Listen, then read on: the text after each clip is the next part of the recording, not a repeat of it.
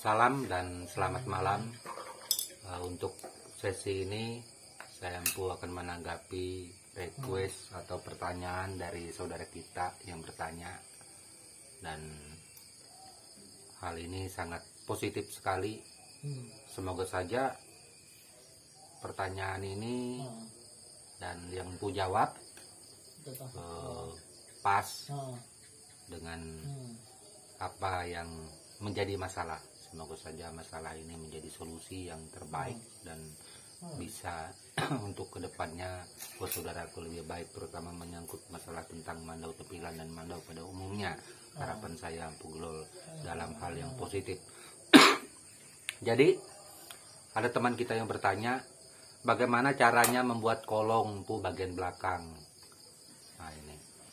Nah, jadi untuk membuat kolong bagian belakang ini terus terang teman-teman, itu caranya ditempa, dipukul sehingga belakangnya ini lengkung.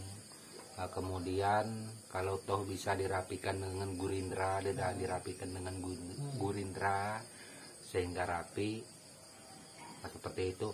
Nah, terus bagaimana bikin batang padinya ini juga dipukul, ditempa dari daerah sini sehingga meninggalkan sisa yang di atas ini. Nah, kemudian seperti itu juga di gurindra atau dikikir sehingga menjadi rapi. Nah, ini bila pesanan saudara kita, dia minta ujungnya runcing. Bu, buatkan saya tampilan Bu, saya minta ujungnya runcing. Nah, ini ujungnya runcing, teman-teman bisa melihat belum biasa, sudah selesai di serpuh seperti itu.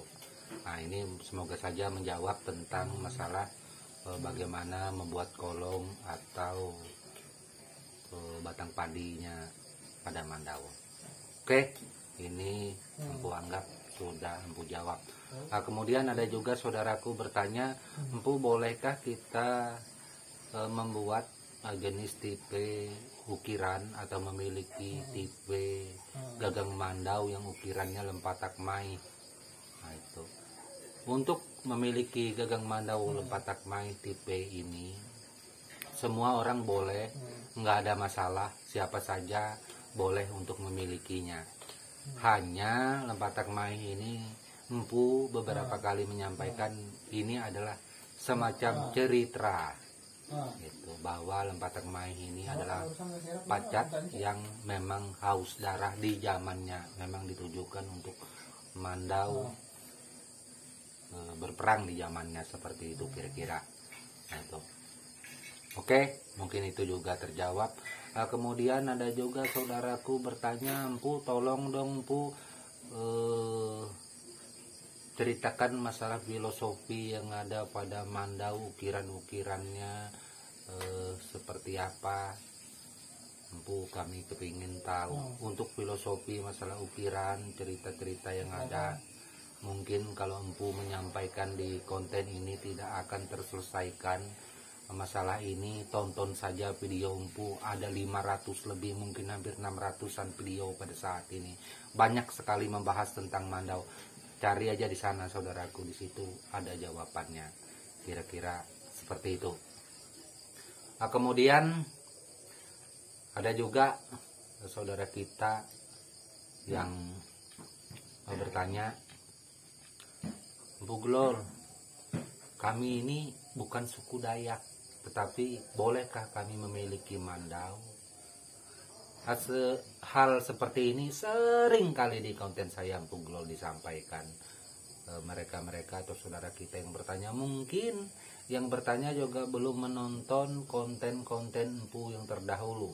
Sebenarnya untuk masalah memiliki mandau itu tidak ada batasan, siapa saja boleh untuk memiliki mandau, tergantung keinginan, kemampuan, serta selera yang ingin dia miliki. Seperti seumpamanya mandau dari suku mana, itu boleh, nggak ada masalah. Nah, seperti itu, jadi nggak ada larangan untuk suku lainnya memiliki mandau.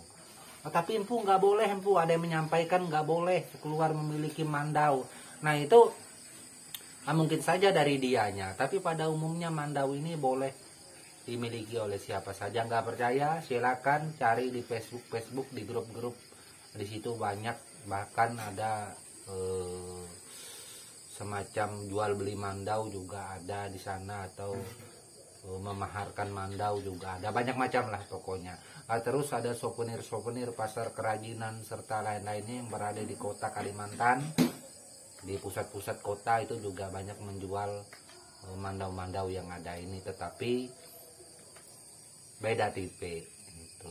Dan di sana banyak sekali menjual barang mandau kerajinan, tentunya souvenir cenderamata untuk khas mandau.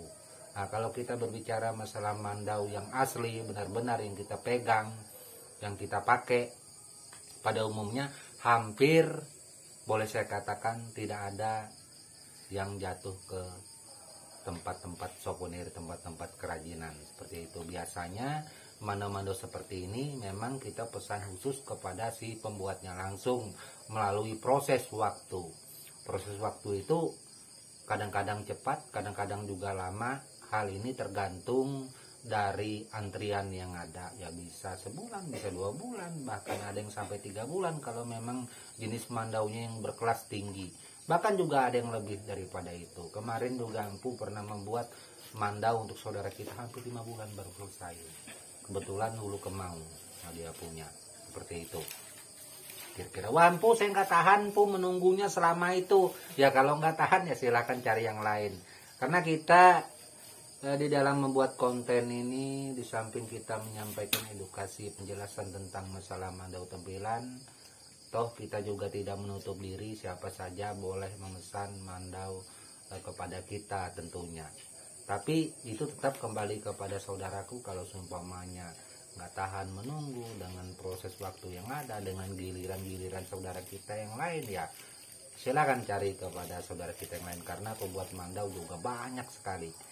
Itu di konten-konten YouTube, saudaraku boleh memilih. Di sana juga ada beberapa saudara kita, para YouTuber juga menawarkan mandau-mandau yang ada dan cukup bagus.